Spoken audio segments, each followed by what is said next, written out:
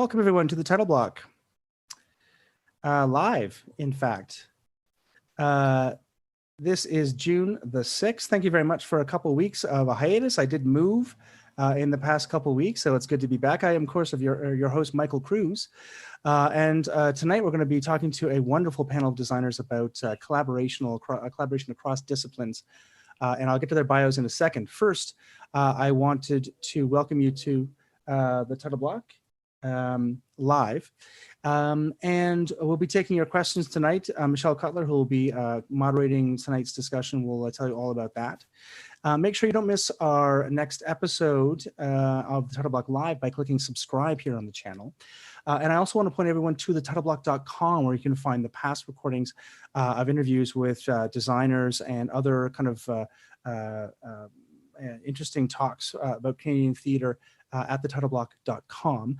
A number of the people we're going to be having on the panel tonight have been interviewed for the show, and you can find in-depth interviews from them at thetitleBlock.com. You'll also be able to find complete bios, or at least brief bios of the people who are on the panel tonight, as well as links to any kind of their material online to their websites. So let me first now introduce tonight's remarkable guests. In alphabetical order, we have Kate Delorme is a sound artist and co-founder of Lobe Spatial Sound Studio in Vancouver, BC. Her work ranges from contemporary dance and theater to immersive sound experiences. Kate, welcome to the Title Block Live.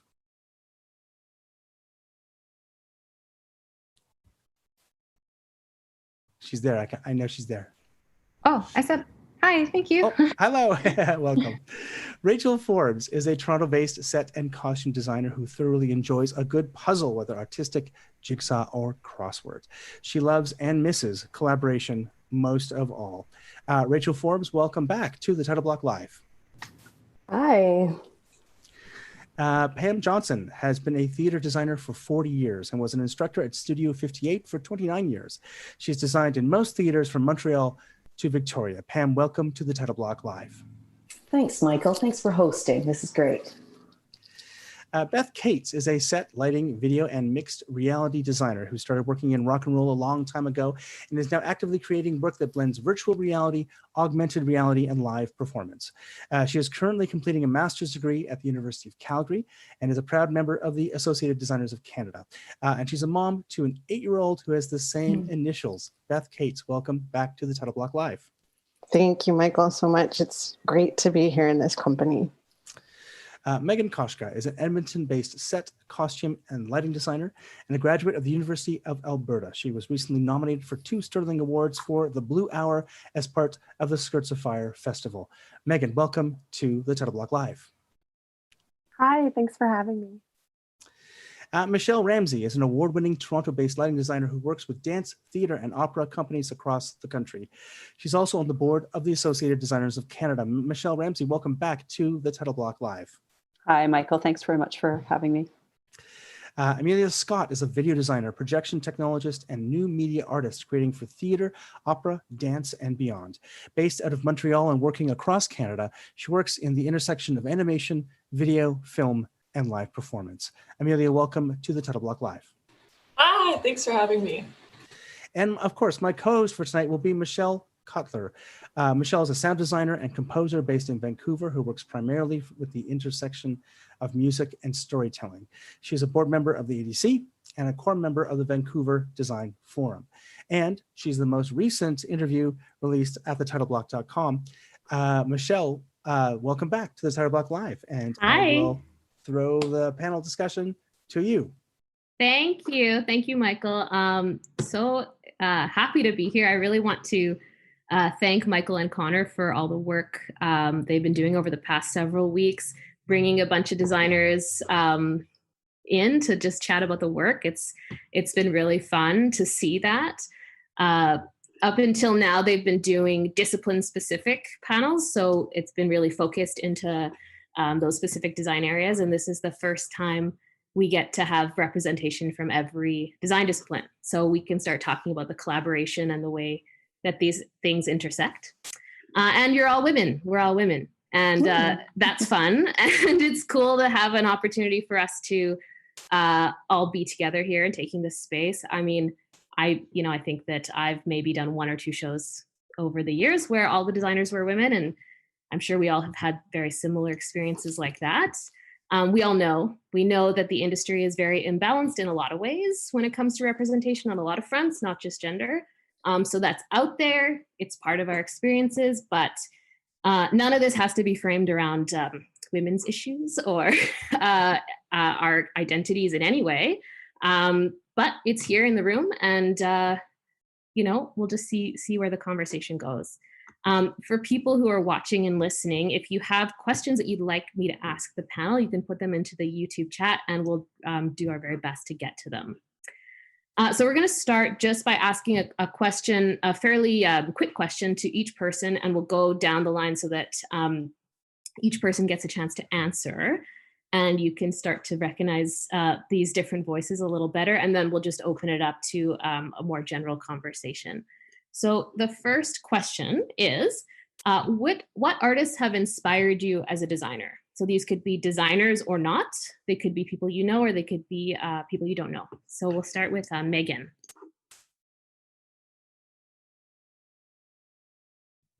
Hello.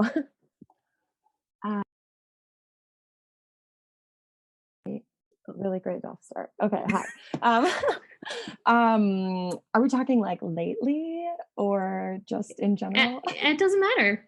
Lately or when you first began, whatever. Sure. I feel like lately I bought a bunch of books about some designers recently. So, and I've been watching a lot of TV with my time off. So, in terms of some costume designers, Sandy Powell, I think has been really cool. She's also got a great Instagram. And Mishelle Clapton as well. Lots of TV consumption. So that's what I've been checking out. Great. Yeah. Pam?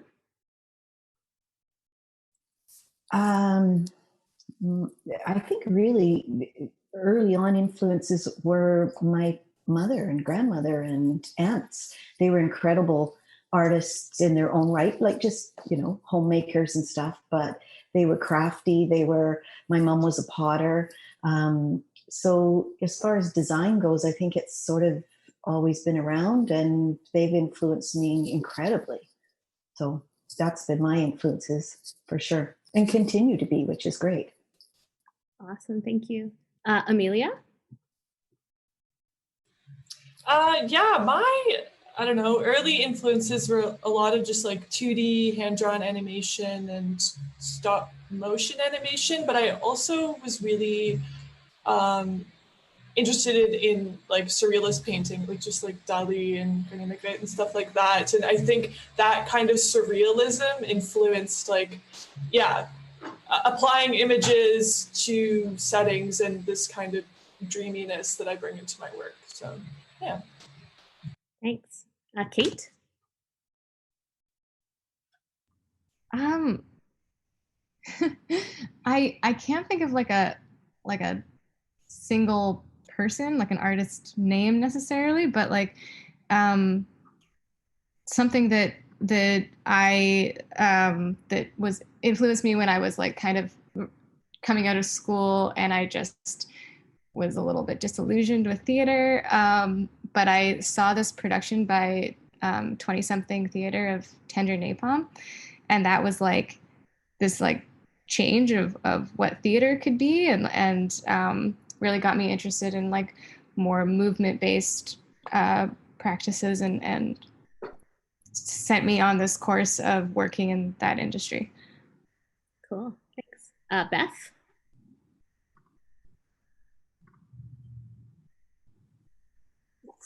So like, I have a massive list, but I was thinking about really early influences, and it's something I've kept coming back to in a whole bunch of different ways. And William Blake was one of the first major influences, and it was because of the combination of text and illumination and I discovered him at a really young age. But there are I was trying to think of this too from a female perspective, and realizing how many of the artists on my list, like people like Patti Smith and Janet Cardiff, and early practitioners like Brenda Laurel, and then from the visual art aspect, Captain Colvitz, like people who are really able to dig into other ways, other modes of expression. And then people like Marianne Weems and her team at Builders Association who have brought them to life in tremendous ways. And then probably the most profound influence would be the entire design of The Wizard of Oz, which has been something I have watched multiple times a year since I was tiny. So all of those things and more. It was a really fun question to think about. Awesome. Rachel? Hi. For me, I think when I was in school, I had a wonderful prof, Tanit Mendez, who passed, and she was an influence for me, an inspiration. And then also she introduced me to Piranesi. Those I did these etchings of prisons, which I found really inspiring and like interesting way to look at space and imagining spaces, which was really cool. And then some painters I've been interested in right now are like, I've been looking back a little bit, Alice Neal, Gustav Klimt, who else was I looking at? Norval Morris, so there's just some things. Fantastic. Mishelle? I found this question really difficult because there are so many things I'm interested in, so many people and artists I'm interested in. So I started thinking about now and what keeps me inspired now. And that's the people that I work with now or have worked with more recently. And two of them are Alison McMacken, who is a theater creator. She has a company called Theater Rustical, and she's just an amazing person to work with. And Nina Liakino, who's a director I work with a lot. And both of them they're directors that push me and really inspire me with their work. So, yeah. Fantastic. Thank you, everybody. So I think everyone can, feel free to unmute unless you have a barking dog or something behind you. And we're going to open it up just to the floor. So feel free to jump in whenever you feel inspired.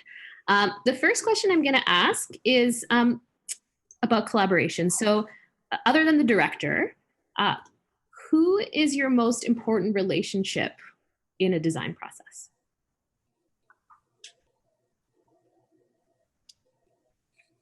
I'll jump in. Okay.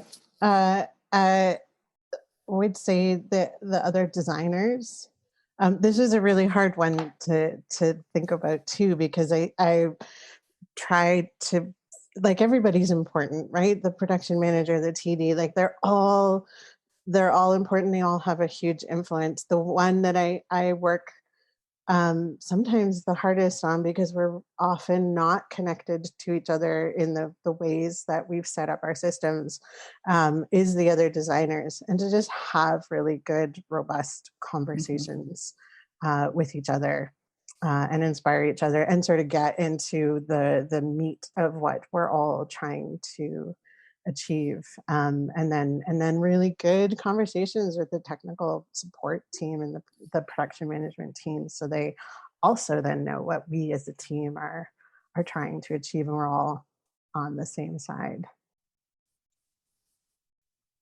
I would second that the other designers are my most important contact to have. In recent years, it's been more collaborating and integrating and getting all the systems together, and that becomes even more important that we're all on the same page. And I'm often putting in cues for multiple departments, and yeah. I can throw in here, are there design disciplines that you wish you collaborated more with? I mean, yeah, as a lighting designer, I am often one of the, myself and the projection designer are the last people in the room. And I often wish that when, initial set conversations are happening, that I'm invited in more often. That is changing, and there are directors that I work with that make it, it's definitely in their personal mandate to have these sessions with all the designers together and choreographers and you know, like everybody that's sort of considered the creative team. But certainly it's an old school thing to invite the technical design folks in after, which I wish didn't happen as much as it did. Yeah, I would second that one heartily. I find when we strive for early integration, and sometimes we have to advocate for that, right? Like I know I've started taking to, like, if I get the contract, we'll start poking at the people that I know are also involved so that we can get those conversations going early. And they're always so fruitful. And I've noticed the same too, that Mishelle has, like, directors are starting to advocate for this for themselves too. Like, it's part of their own practice, and that's extremely valuable. Like, there is no downside to early conversations that I've encountered yet. Totally, I would agree with that. And I think also, I think someone touched on it too, but the production managers and or like the team that you're working with to kind of put things together, I think is so important. And oftentimes that collaboration is really awesome. But yeah, I do also wish that lighting and sound were integrated sooner. So I definitely do some similar things, Beth, where it's like I want to go needle people earlier because there's no downside. I'd like to say that I'd like to see projection designers involved a lot sooner than they are these days too.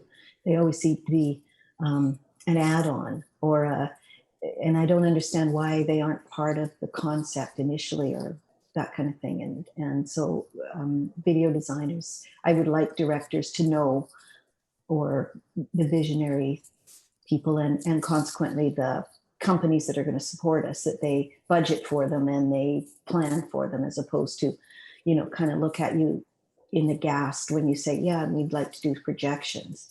And they go, what? That wasn't, you know, in the scope of things. And you go, well, it's kind of like, you know, you kind of have to these days. So, or at least plan for it. So.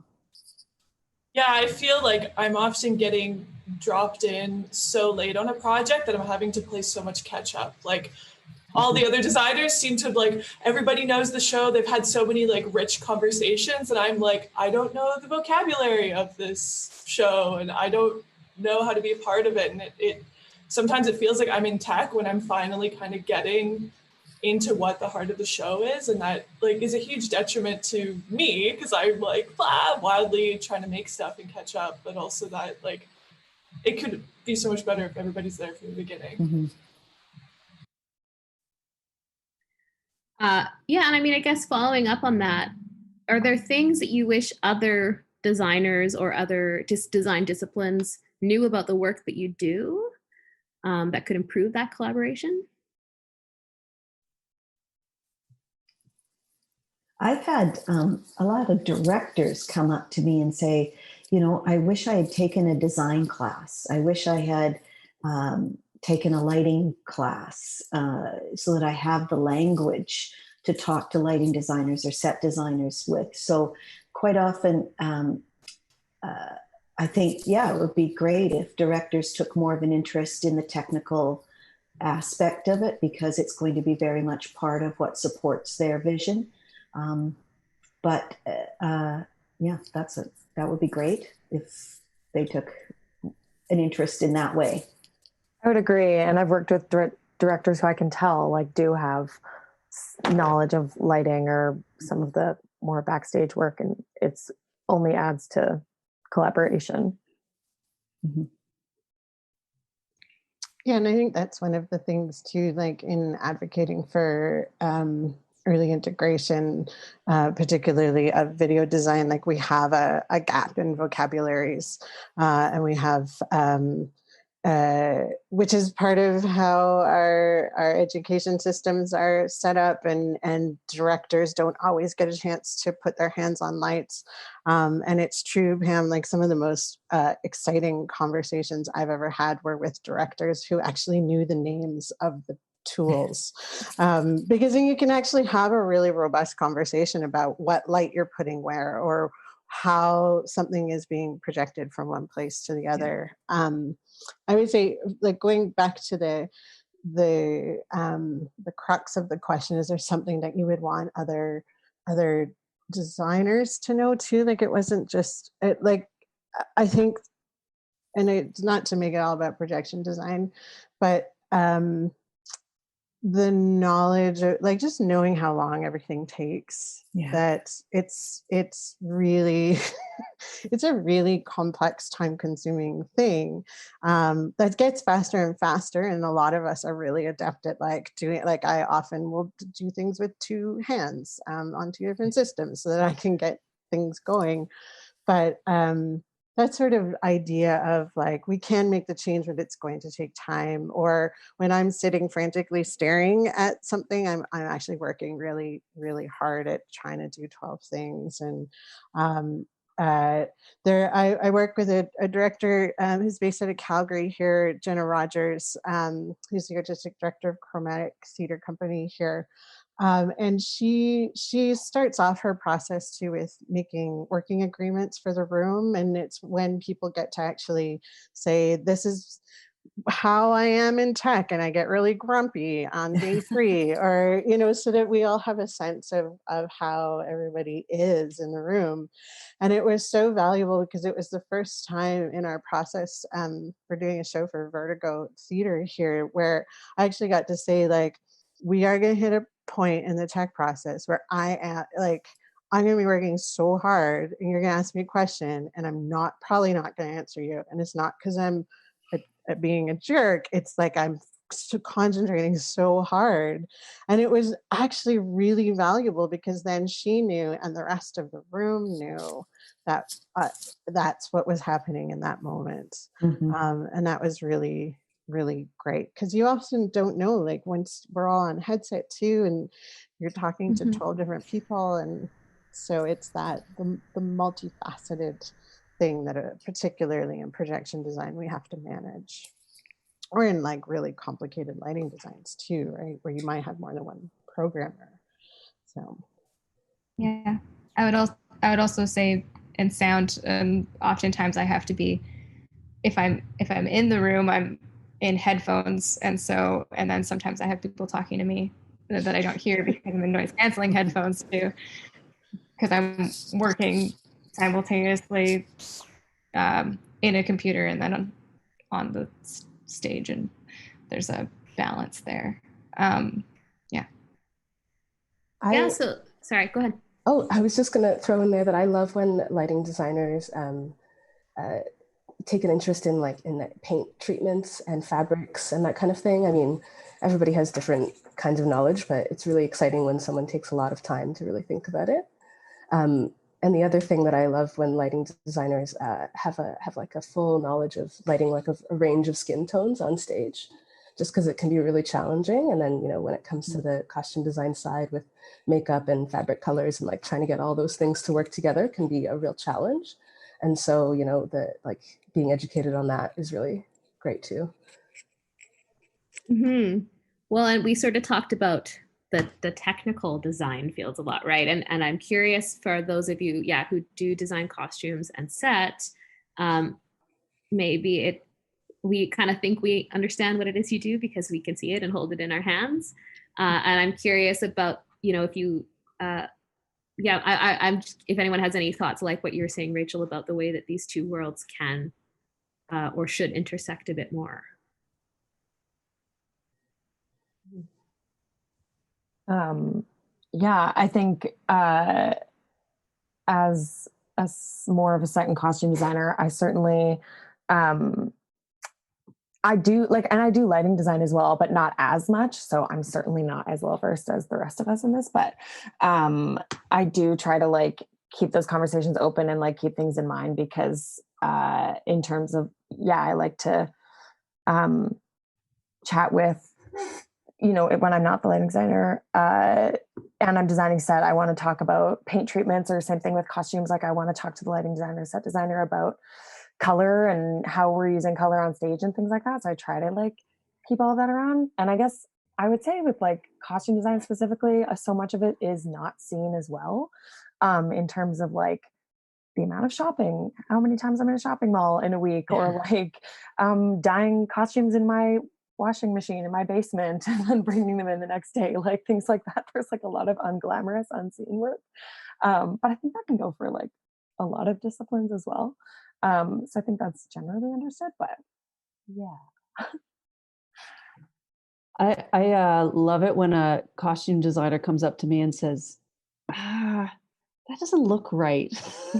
You know, and then I can be like, oh crap, what color gel should I throw on that instead? You know, and I try and do as much prep work as I can, you know, going into the costume shop and looking at whatever they happen to have and stuff. But sometimes I get it wrong, and it's easier for me to change a gel color than a costume designer to change a costume or to repaint a wall. So I really want costume and set designers to talk to me and tell me if something's not looking right, or, you know, sound designers to say, I really love the way that my sound is arcing. So can we talk about how we can work together? And same with, you know, like production designers, like how do we in the room in tech work together to understand each other's work and to make each other look good and sound good.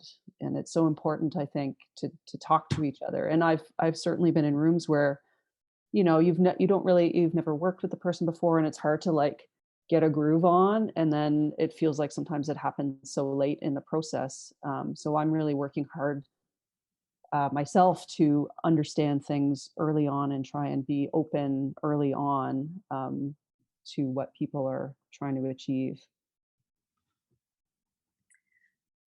So kind of following on this conversation, do you have an experience that was sort of maybe an unexpectedly positive collaboration, whether it was with an unexpected design discipline or yeah, I'm just curious if you have anything that pops to mind in terms of collaborative design experiences. I have to say that I think every time I work with new people, it becomes an exciting collaborative time. And I always try and find the positive, and there always is positive stuff. So I can't really think of anything that stands out exceptionally, except, you know, when a team comes together and the final production is up there and you can stand back and look at each other and go, wow, that turned out brilliantly. That little mistake there actually worked well. And, you know, those kind of moments are when you realize how much it is a collaborative effort, and you don't do it all by yourself. And so I'm always trying to find the positive, and there's always something. I think you can always find it, no matter what. Yeah, I would say, oh, sorry, go ahead. No, go ahead. I was just going to say that I think when I started working in dance and being brought on so much earlier in the process, and being brought on in a place where the show it usually hasn't formed, like we're working together to build a new thing. It's not usually based on a script. It becomes this collaboration between the production elements and the choreographer / director. And that has been like just incredibly valuable, and also validating of my artistic voice in the room.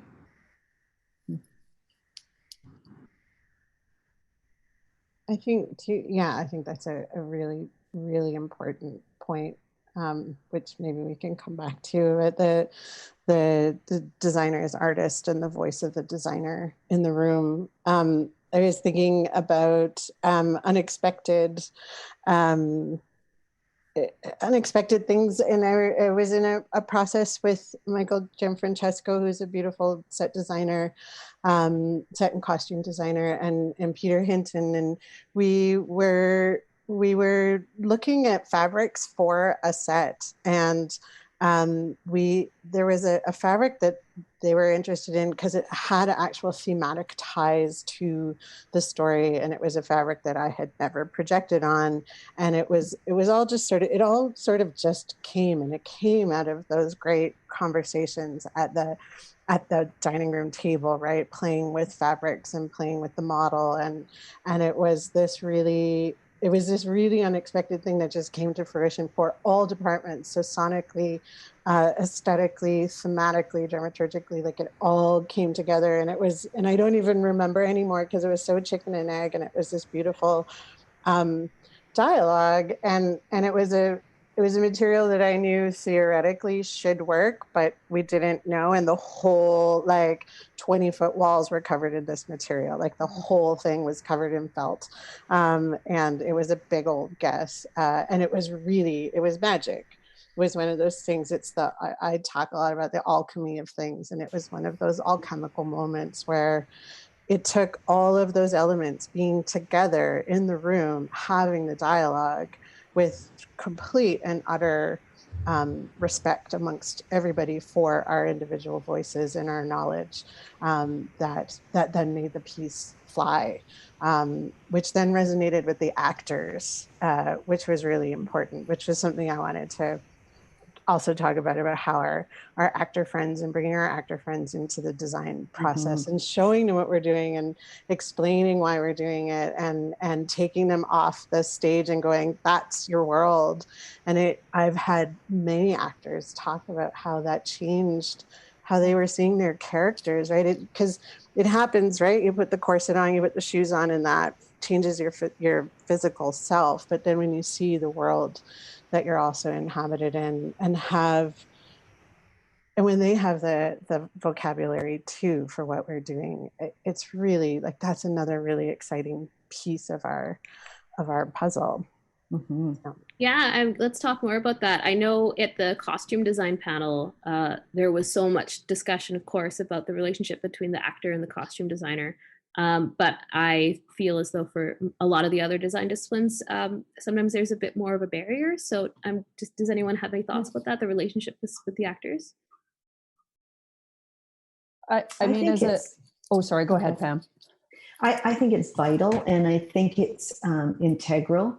And I think sometimes you don't meet an actor until the very first day when you're doing show and tell.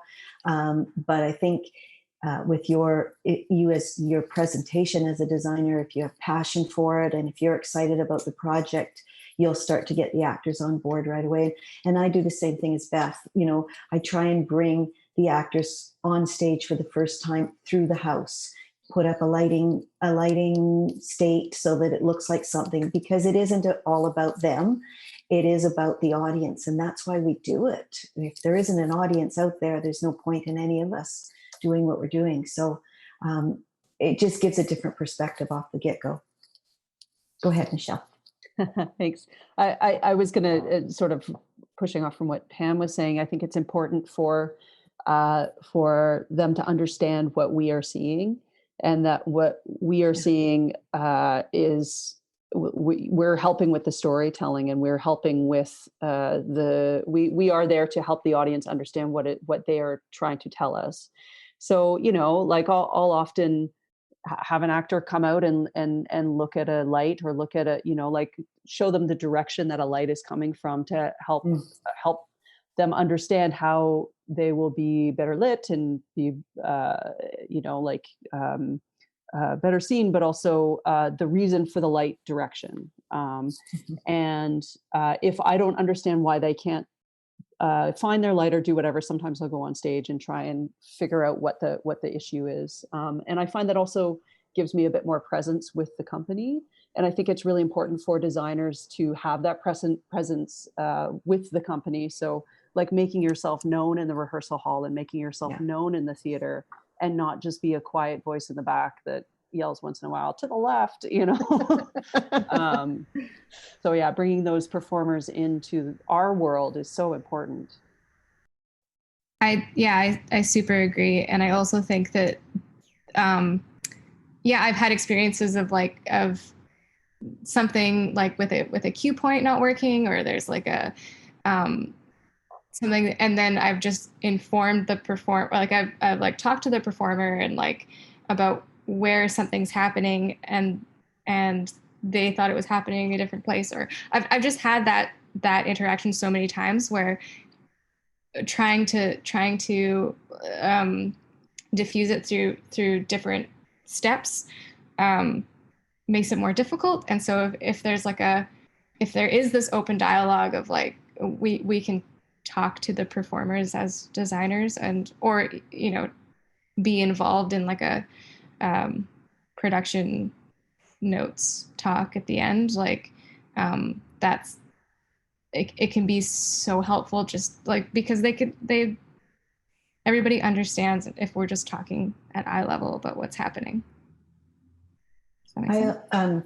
I'd also like to say that I think as a set designer, it's my responsibility, as much as any of the technical directors or production managers, to make the set safe for an actor. So as a designer, I will climb the ladder that I'm asking them to climb. I will jump off the ledge and land in a, so that I can be there when they go to rehearse it, and I can say to them, well, actually, I've done it and it's not bad. And, and assure them that we have made all the safety, taken all the safety precautions that we need to. And I think that's important to build that trust and that relationship as well.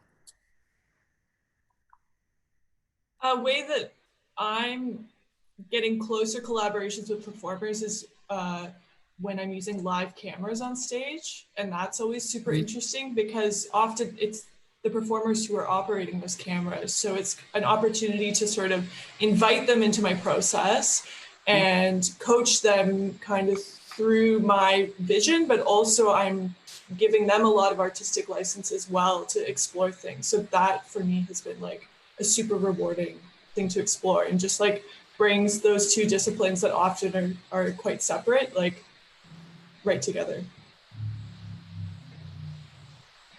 And I think too, for me, like I always find that like my collaboration with actors, as some of us have said, like it starts when we do the design presentation. So I'm trying to like unload like however many months I've been working on a production and like all the nuances of what I've put into it in like a 30-minute presentation while like my hands are shaking because I'm like so nervous. So like that's a challenge. And I try then like after that point to really like get FaceTime with the performers if I'm just doing a set design or lighting. And like with costumes, obviously we get a bit more FaceTime, but also trying to like keep the like collaboration still open. Like in a costume fitting, it's like, oh, if we like, let's talk about why we don't like this, or why, how do you feel on that? Oh, it's this, let's, nothing's set in stone. Like, unless it's, I don't know, some fancy historical show that something can't change, but generally it's like, oh, we can, let's talk about it and figure it out together, which I quite like. And it would be nice to have those conversations soon, but I don't know. Yeah, and further to that, I love sharing research with actors, like sharing how or why we came to various decisions, because it's like a design for me tends to be just like it's like an incubator.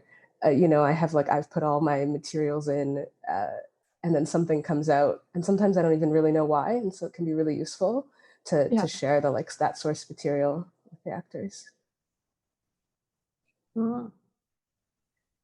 I'm really curious about something that Mishelle said and also Beth said about your presence in the company, and also Kate about being acknowledged as a presence in the room.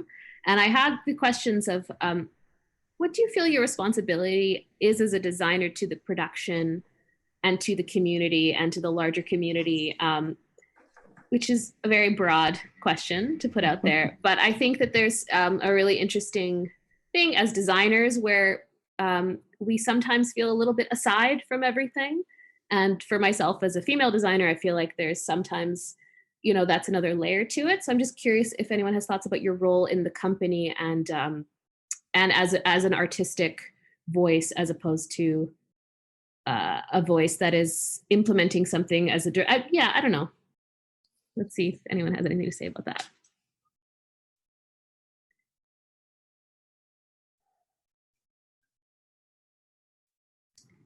Okay. Go ahead, Kate. No, you go. You go. Okay.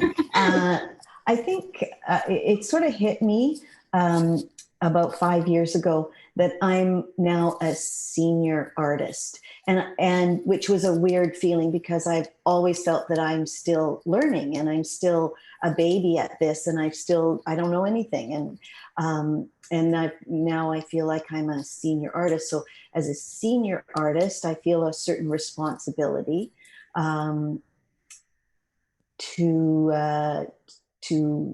nurture and mentor. So I continue to do that. But at the same time, I'm still learning. I'm still discovering new things and hopefully bringing new things to the table. But I think as we mature, I think that's one of the responsibilities of a senior artist is to mentor and support the young talent. I It's totally, not quite the answer, but I totally agree with you, Pam. I think as a person that's got a bit of seniority, like I'm pretty secure in the amount of work I get now, as much as any of us are secure. Well, not now, but as much as any of us are secure. And I feel a responsibility for sure to be a mentor and to be someone in the room that if there's a question or a problem, I can be there to help or to listen at the very least, and maybe to question what's happening, I guess. And also. As you know, like when I was first starting as a designer in the room, in the rehearsal hall, I was quite meek and I wasn't quite ready to take my space. And I hope that now taking my space, other designers who are junior to me can understand that they can take their space too, that they have room at that table. They have a right to say things, to voice their artistic opinion, to be at the table when we're doing table work and actually say things and not just listen to what the actors are saying. Of course, like leaving room and leaving space. And I think as designers, we are all trained to listen and trained to evaluate and to respond. But it's also we are there with voices that should be heard as well. Totally. To build on that, I'd say another responsibility that we have is for the greater artistic picture, to be an outside eye and to offer up some of that insight when we can and when it's appropriate. And that's key, I think, is to learning when it's appropriate, because it's not always appropriate to say things. Absolutely. I've certainly said things when I shouldn't, but which is okay too, because everybody does that. Yeah.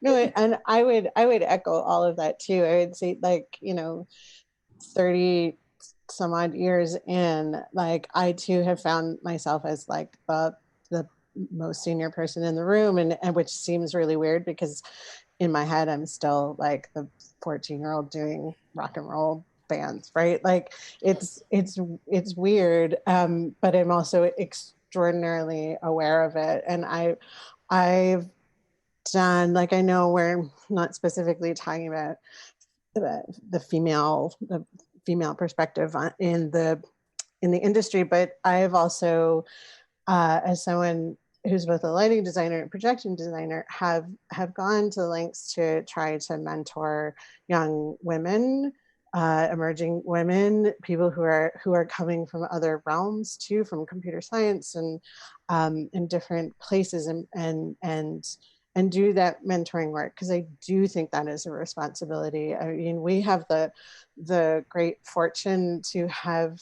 like, I don't even know how many shows I've done anymore, which means I've gotten to see hundreds of processes and work with hundreds of people, and I get to bring all of that in my little brain and share that. And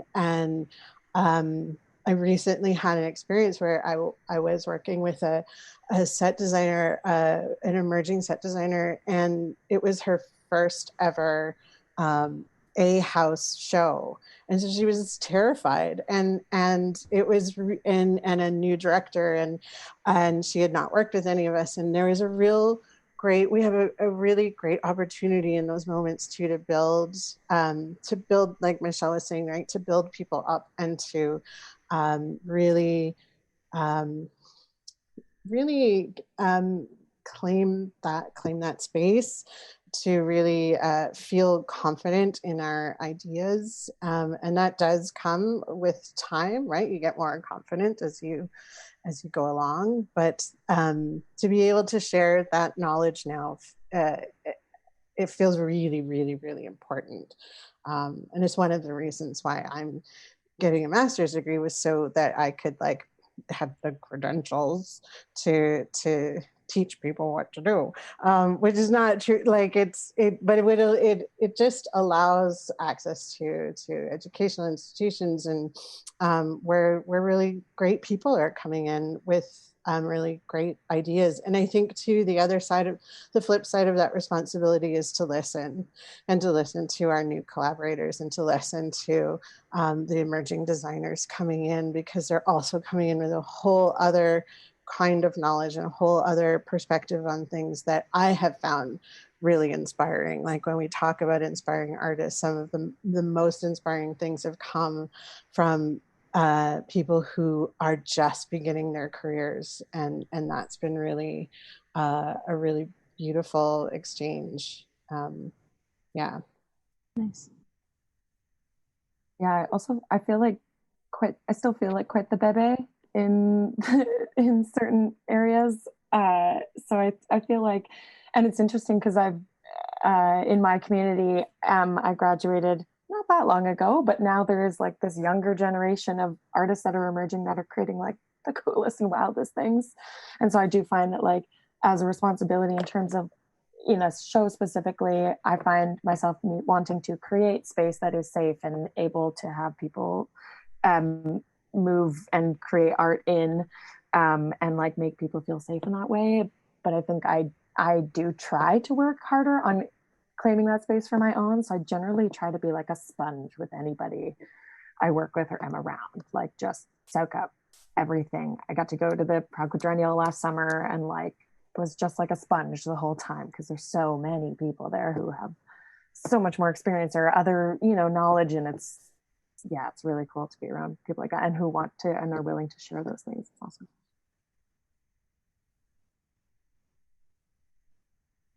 Well, it's very interesting as everyone sort of is somehow now talking about where we see ourselves in our career trajectories, and none of us ever want to believe that we're not emerging anymore. But a question that came in from somebody was there a project that you feel like was a marker in your career, either as a turning point or a I've made it, now I'm a senior artist moment, or a I'm going to refocus my work in another direction moment?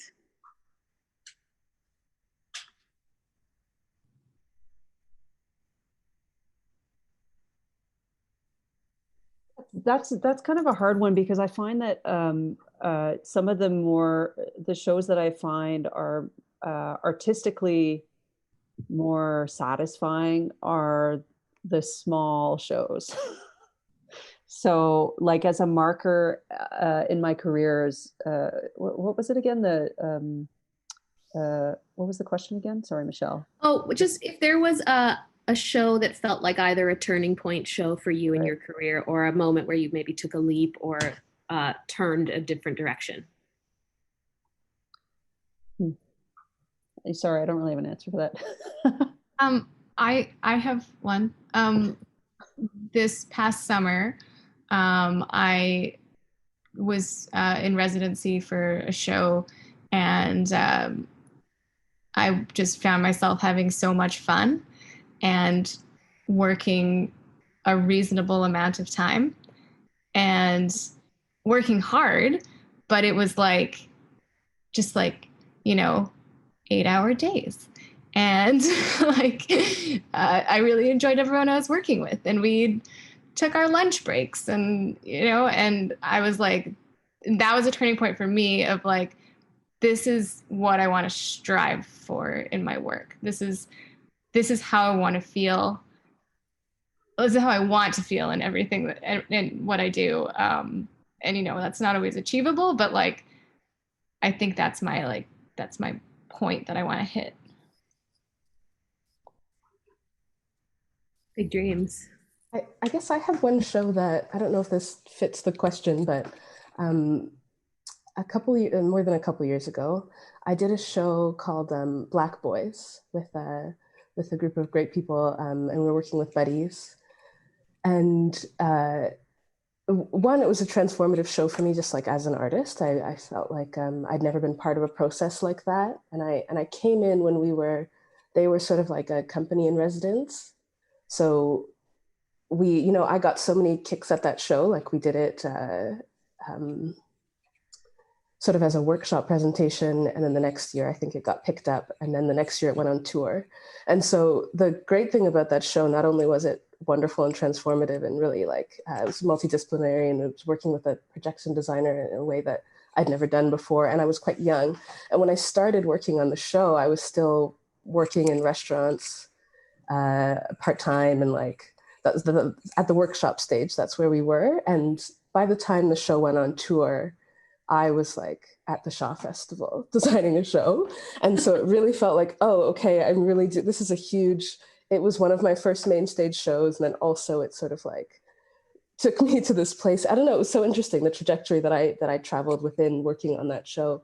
And it kind of like, really, really like centered me for some time. Anyways, that was a really interesting one. Awesome. I think I've had benchmarks along the way, going to work as an apprentice, one of the first apprentices at the Shaw Festival, and going from the West Coast to the big time was pretty exciting. And then to be asked to come back as a design assistant, and then to actually get shows at the festival. So those were all benchmarks. And then to get asked to work at the Grand. And again, an incredible theater, beautiful theater, nothing like what we have in Vancouver. And those kind of things along the way were wonderful. And then things like going and working as a swing dresser in London on a Vita in London, England. And all of these things add to your arsenal of creativity and the people you meet and where you want to go in your life. And coming back to Canada and coming back to the West Coast and being resident designer at the Playhouse, again, benchmarks that were huge for me and altering my life with friendships and all that kind of stuff too.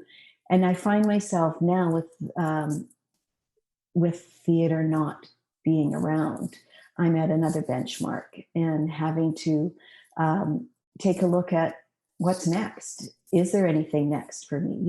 I look around at all this amazing young talent and I go, you're the ones that are going to take us into the future, but I'd like to be part of it somehow. So again, it's just kind of finding the next benchmark for me. Yeah, and I would, to go off of that, like I think there are many benchmarks. I was thinking about this as we were all talking, like there's lots of benchmarks, and you do the big show, you win the award, like those kinds of things. And I can see the trajectory now. But I was thinking about what we were talking about earlier in the voice of the designer in the room. And there was a show that I was a co-creator of a few years ago. And it was at the Blythe Festival with Paul Thompson and Gil Garrett. And I was made a full third collaborator. Like I was paid as a playwright would have been paid, as a regular co-creator would have been paid. And that was the first time that my contribution as a designer had ever been acknowledged in that very specific way of like, you are 1/3 of this team and your contribution is equal to the performer, the director. We are all writing it together. And that was significant because that sort of, that was a real acknowledgement of what I've always felt we as designers bring to the work. And certainly like co-creation, collaboration, device creation opens up that opportunity for that kind of acknowledgement to happen. But that was the turning point for me. And that was only a few years ago, but it has massively impacted my practice and what I feel I can contribute and how I lead in a room, like as sort of not always shy as I am. I feel like I have a different place now, and that's is a really powerful moment for me. Amazing. We have a question from the YouTube chat. What strategies do you use when you reach a creative block or obstacle during the conceptualization of a design? Panic. Cry, maybe just a little. Stop drafting. Go for a walk. Go for a walk. Have a glass of wine. Yeah. Step away from it. Like, don't overthink it. Think about something else. Shower principle. Like, just get your mind off it. Sleep on it. Usually. Yes. I always like coming back to a creative project like the next day, and I'm like, oh, that's actually not that bad. Or like, yeah, totally. I also find when we were in university, we did this after, like hour 13 in the studio and you haven't seen sunlight in like days. We would go sneak into the dance studio and just blast music and like move our bodies around and just dance like idiots in the dark. And I find that really works. So it's like me in my studio, like dancing around, but just to like get blood pumping because I've been sitting here for hours. Also very useful. I recommend it to lots of people. I also think if you're having a creative block and you're under a deadline, just try something. Just, if you don't have what you need, just put something on the table. And if it's wrong, you can change it. Astrid Jensen, my mentor, she told me, if you're stuck, throw everything out and start over. It's a little bit devastating to say that, but also you realize one of two things: either you were right in the first place, or the new idea is better. So that's a really good point. Yeah, emptying out that model box can sometimes be the most liberating thing ever. And then you stare at it blankly for days. But going for a walk, I realize I always forget, and then I remember every time I go for a walk. Like, going for a walk is just, the things will just appear, and you have to do it slowly, right? Like, you can't force yourself. Like, it's one leg in front of the other. So it's going for a walk, even when it's -40, can work. I go back to the script, and I think ultimately, for me, that's where I need to go. And quite often when I get a script, I'm doodling when I'm reading. And sometimes those doodles will spark, especially if you've got a block, go back to what those original doodles were about, or why did you doodle that at that particular moment on the page? And what has it got to do with the script? And for me, ultimately, that's what I'm serving, is the script first and foremost. And so that's what I do. I go back to the text. I'm curious. Does anybody? Oh, sorry, Mishelle. I was just going to say, I talk to my director. I say, hey, Blue, what do you think? Yeah, or your other designers. Yeah. Like, yeah. Sometimes it'll just be like, and also being honest about that. Like, I still have a lot of imposter syndrome. I'm often the youngest person in the room. So sometimes I'm scared to share that I don't know what I'm doing maybe at this moment. But like, everybody's kind of doing that in a way. We're all figuring it out on every project. So reaching out to my other collaborators, they'll sometimes either just like be there for moral support, or like, listening to a piece of music that a sound designer is working on. Like, that's helped me a lot. It's like, at this moment, I don't know where we are. I don't know what I'm doing, and hearing what they're doing, I'm like, I can roll with that. So that helps me. Mm-hmm. Yeah, that was my question was, does anybody consult other designers? Because it's always that conversation. And you're like, oh, you struggled too? Really? Like, I thought you had it all together. And I was the one that couldn't pick between purple and another purple. This purple or this purple? There's so many purples. Too many purples. I'm just going to go with the one that I've always used. Oh, God. If anyone is my Facebook friend, they'll know my trouble with color. Like every show I do, I'm like, this color or this color? This color. Yeah. No. Oh, yeah. Hours. Oh my goodness. So we have another question from the chat, which is a little specific, but I'm going to open it up to everybody, which is this question was to the projection designers. How do you become one? What advice do you have to people starting out? What work to look at? What software to learn? Maybe we could just open it up to everybody to talk about, what are a couple things that people should do when they're trying to get into this line of work. I don't know, God knows why, but yeah. I teach at the National Theatre School. I teach video. So, I mean, one thing is you could enroll in a program where they teach it. But aside from that, I'd say just like really where I got my start, like when I went to theater school, I didn't really know projection design was a thing. I didn't know what the heck I was doing there, but I had always been really inspired by film and animation, and did a little bit of amateur filmmaking, experimented with a little bit of animation. So like, I'd say just like being inspired by those mediums is like the great start. Playing around with things. I mean, I could list off like software to learn, but yeah, I think just being inspired is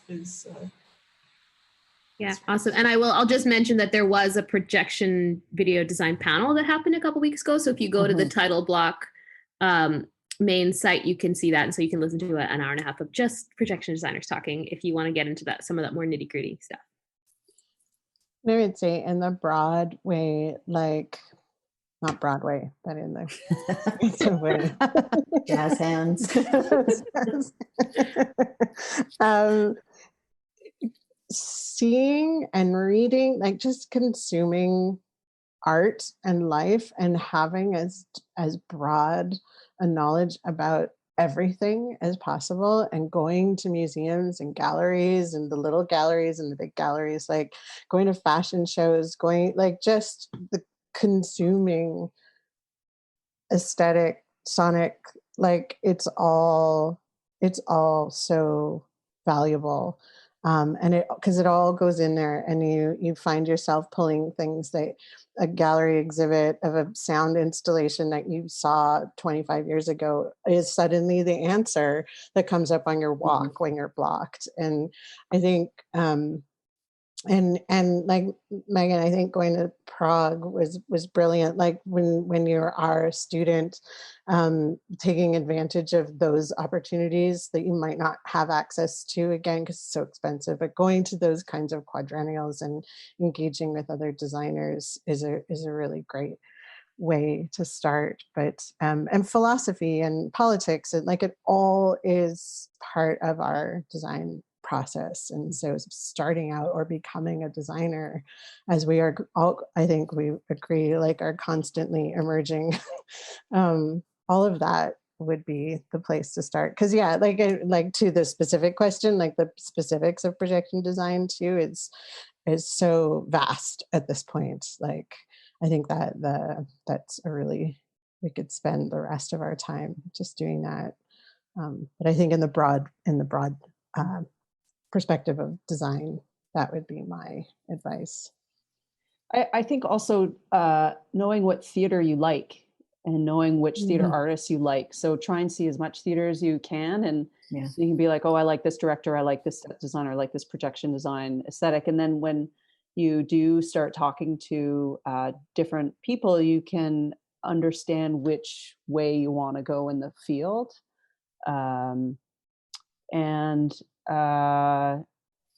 Try and get in there, like in terms of just becoming a theater artist, go to fringe festivals, like, if you're first starting out, go to small shows, volunteer at places, I mean, you could go to school. I went to school. That's how I got in, but a lot of people didn't. I didn't. Yeah. So there's lots of ways to get in there. But I think finding someone that you can talk to that, like I always have people emailing me and asking to just have a coffee with me and ask, pick my brain. And I talk to as many people as I have energy for. Sometimes I don't have energy to talk to everybody because, well, now I do, because what am I doing? But in the before times, I would fit people in over dinners or over coffee breaks or whatever, and they would get as much as they would put in. So a shadow, I'm happy to have people shadow me. But they'll get as much as they can. So, if you don't put anything in, you're not going to get anything out. Yeah, I would, sorry, go ahead. No. Then thanks. I would say that's a good overarching term. It's like, you're going to get as much as you put in. Like, I started out volunteering in high school in community theater, and I didn't know anything about anything I was doing. I didn't know what was going on.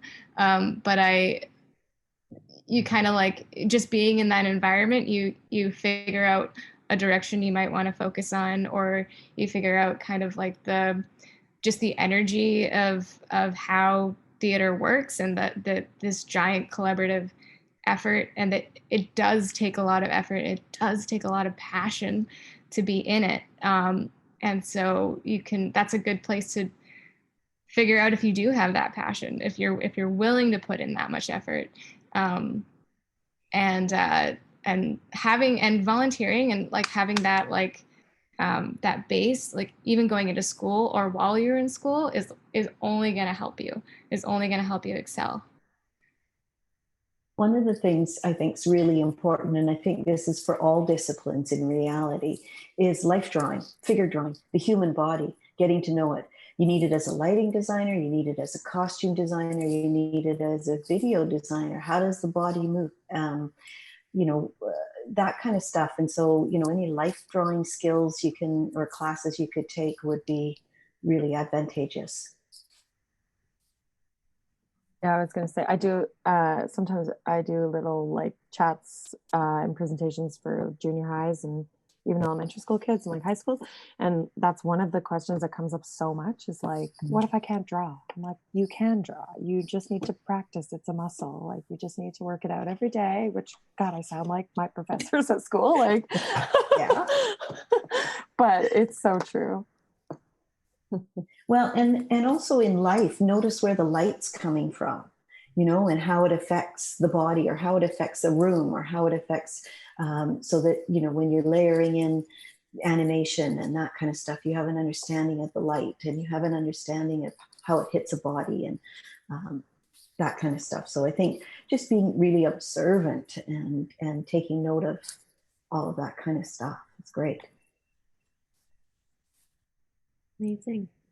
So I'm going to shift a little bit towards this really interesting question that came in on Designers Guild, which I'm just going to read. With the situation of the pandemic, has there been any ideating or imagining within each of your disciplines about what the performance space might look like, either now or moving forward? Well, I've been making these cool Zoom filters. That's my new design discipline. Is this a homemade personal? I made this just for tonight. This was for you guys. Yeah. Fantastic. Wow. Love it. Are you on a Mac though? Yeah. Yeah. It's just for the aesthetic, the Windows XP aesthetic. Which we all miss dearly. Yes. I've been doing a whole bunch of research into VR, virtual reality, and augmented reality, and how it intersects with live performance. And what that has given rise to being involved with like a whole bunch of really some ad hoc, some very formal research groups that are international. So I'm also seeing what is happening in other countries. But with one group in particular, we're really, really interested in the embodied experience within virtual reality and how we can then, as designers, as performers, as theater makers, be in this virtual space that can be anything. And how do we construct that virtual space? How do, as people, as theater makers who know how to move bodies around, how to craft the eye, how to direct the gaze, what does that mean now in this space that can be anything? And so there's been a lot of what's the word, ideation. There's a lot of ideation around that, and I've tell this. It now feels like I've told this story from so long ago, from like 9 weeks ago, the first meeting that this group had in VR, where we played like old-fashioned theater games. Like we played Two Truths and a Lie, and we played little improv games just to see what we could do in avatars, but with people avatars around us, and what we could do in shaping space with bodies, and looking at that tool is both a way that could potentially inform future practice and future ways of making theater, perhaps as we continue to stay distant, and what that could mean for how we think about space going forward too, and what our spaces are going to be. And so there's a lot of imagination happening in these digital realms. So yeah, I would say I've been having a lot, while also being completely like paralyzed and frozen into not knowing what to do. But there are some really, really exciting tools, and we've had a lot of talks too with that, which is what's really exciting about accessibility, and both in terms of like access to technology and how accessible or not accessible these tools are for people who can't hear, people who can't see, people who have different abilities. Like it's so the conversations have been huge and wide ranging, and a lot of them have weirdly happened while in virtual reality, with like people who are dragons and robots, and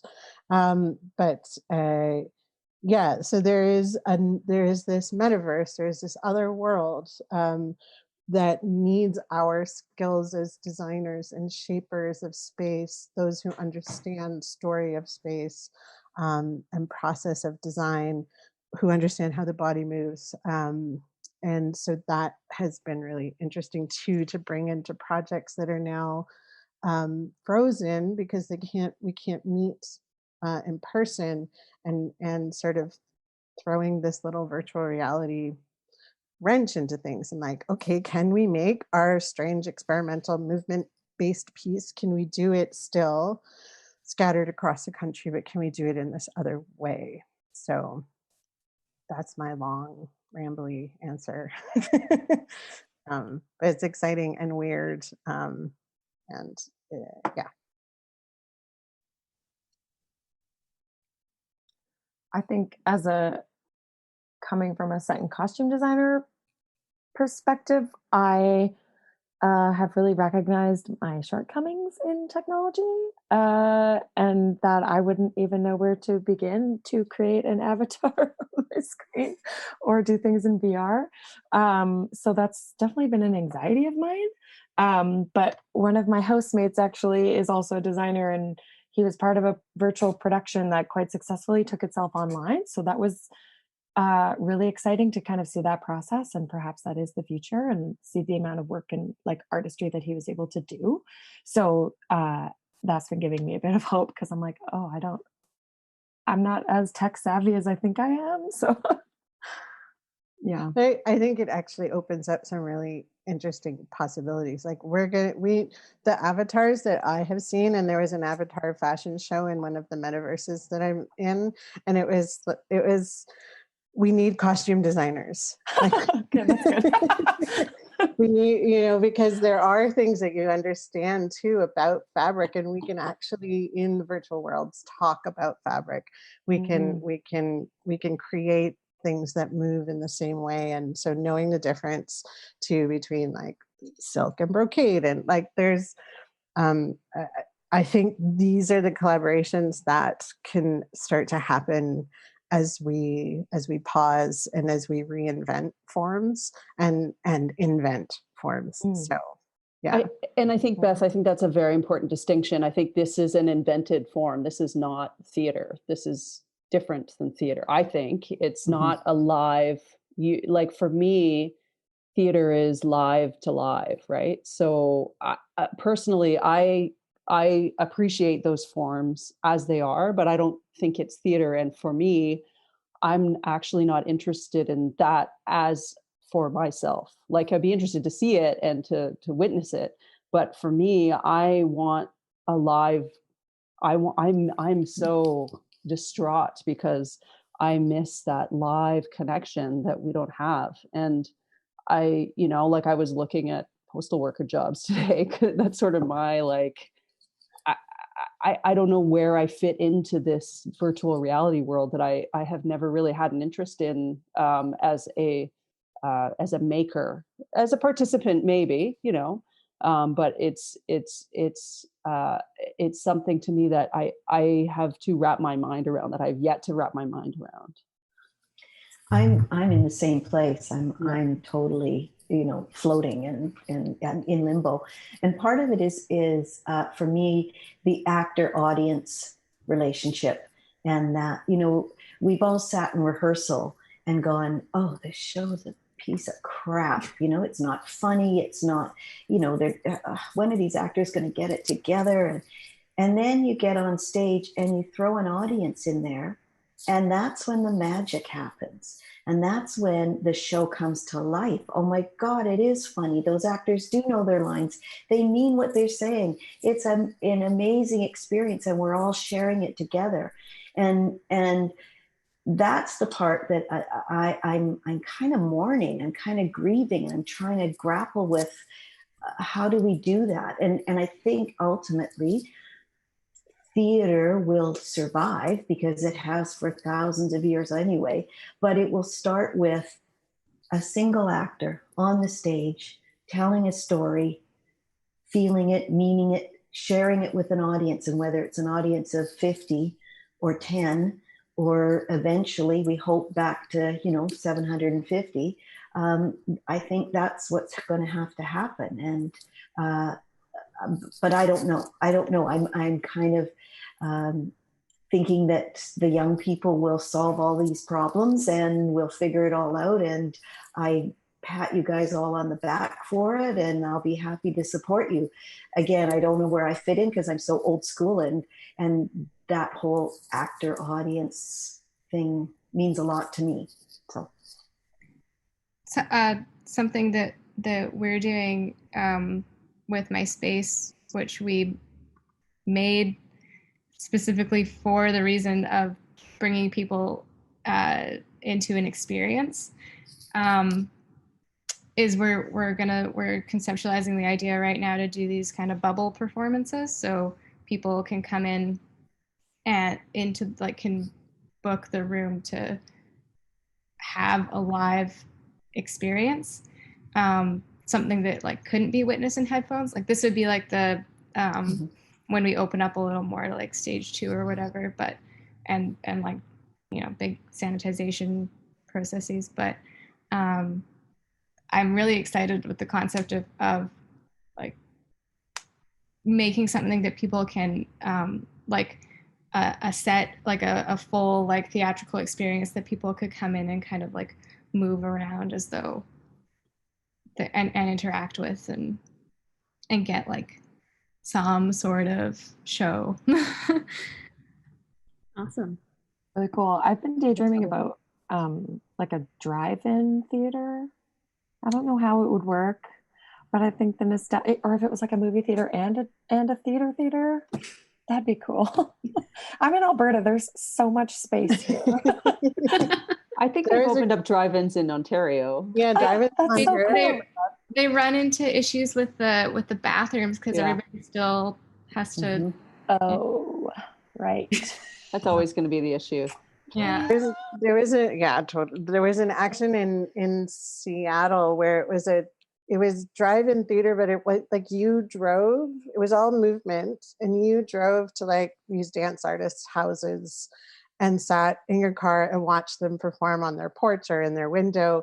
And I think it formed a story, but you drove to a bunch of locations. So in Alberta, that it's like dusk dances in Toronto, but a car version or maybe a bike version. I don't know. Amazing. That's cool.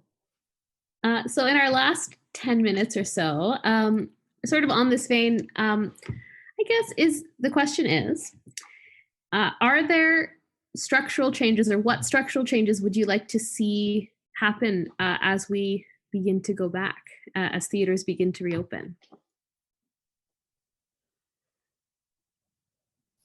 So many. 10 minutes, hey? For myself, I would love to see sort of what Kate was talking about, actually, the hours changing. I am a workaholic. I work way too much. There have been so many situations where I have a 4-hour notes call that leads right into a 5-hour rehearsal. And I try, I ask for that not to happen, but if the work needs to be done, then I would do the work. But that's unsustainable, especially if you're doing a 16-hour day. You have a 9-hour call, and then you have an hour break that you're probably drafting in, and then you have another 5-hour call. Like it's unsustainable. So I'd love to see a bit more of that balance of breaks and less long hours. I don't think that's going to happen, but I'd love to see it. Hey, you can voice it. It's true. Yeah, that's how it starts. Like, I that's exactly what I was going to say, is that like I've really understood how much of a workaholic I have been, and how I've had to be, because I've had to push for the last decade to exist and to make it, if I've made it. And I've put my whole life into my work, and I know lots, and I know that everybody does in this industry. And having this time, it was actually like a break, and it was the first break I've taken in years, and it was like a forced break. And so, I want to try to at least have the intention of talking more about hours and talking more about how to make it more of a livable life, work balance. Yeah, I've never understood why we have to work 7 days a week. And why it's regulated that, actors, everybody works 6 days a week for sure with only 1 day off. It's just never made sense to me. The rest of the world seems to function with 2 days off a week.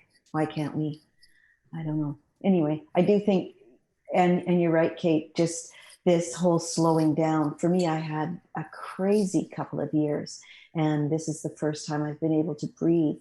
And it's interesting because I've actually slowed down to a snail's pace where I'm getting absolutely nothing accomplished. And I don't want to live like that either. So it's finding that balance. It really is. Yeah, I think, what you're saying, Kate, is it's not just that we're workaholics and, oh, wow, I really got to learn to slow down. It's that it's not really an option. Like, I don't have the option to take a week off between projects because I need time to reset and prepare for the next one, because I'm not getting paid that week. Like, everything's back to back, and it just ends up being like I was doing my taxes last week and processing all my meal receipts from the past year. And that was just like really depressing to see like, oh yeah, that's where I had a 15-minute meal break, like consistently throughout that tech week. Mishelle, like you were talking about those notes calls that go into a rehearsal. And I was like, yeah, I ate 5 bags of the same granola that week because that was like all I could get from the cafe across the street. It's like so sad. And that's where it's like, I feel like I don't have a lot of control over it, you know, because me saying, oh, I don't want to put that work in, first of all, means that like my designs aren't going to look as good. And like, I have to lower my expectations, but also that I don't really have a choice of hours that I'm working. It's nuts. Anyways, spiel. Yeah. No, I think that's what we all are feeling in this pause, right? Is reflecting on how much time and certainly like I would like to see, and people are working towards it, but as a parent, 16, 18, 20-hour days are challenging. And I have, more than once, in fact, like since Aaron was,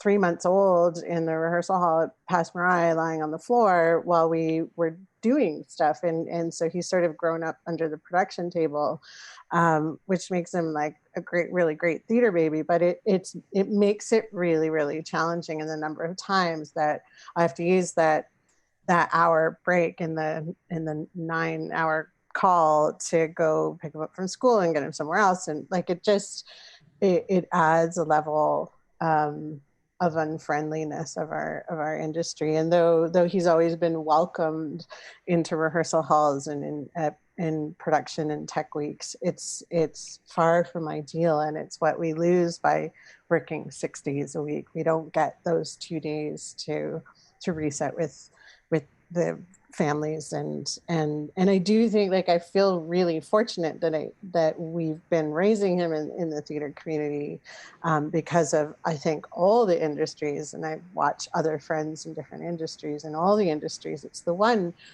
that is the friendliest to kids, but it's still, the impact is huge, because we do have to work, if not back to back, overlapping and overlapping shows and childcare. Like, it's just, it would be nice to see that shift somehow. However, it's a huge systemic shift. Like, it changes the way we make theater, which is maybe okay. And maybe it'll happen in our little pockets somewhere. Yeah.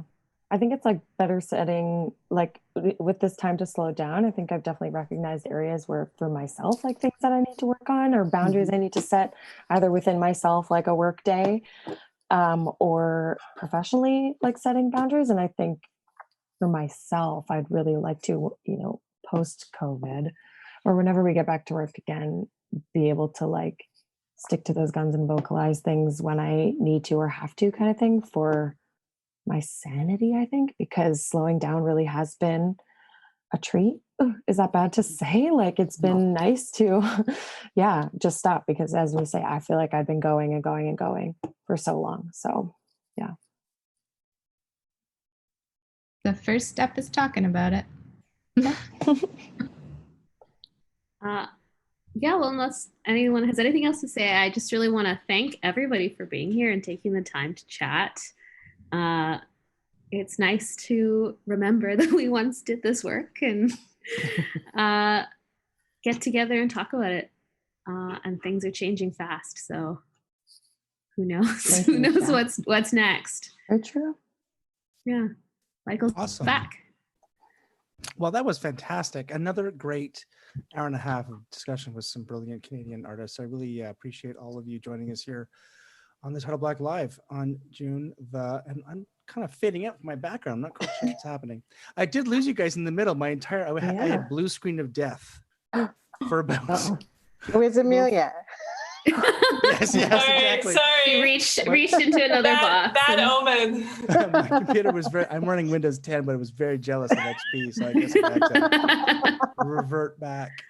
But that's great. So thank you so much, everyone. And again, a reminder, go to thetitleBlock.com, where you can see interviews with Beth Kates, Rachel Forbes, Mishelle Ramsey, Mishelle Cuttler, and hopefully into the future, Megan, Pam, Kate, and Amelia. Thank you so much for joining us here.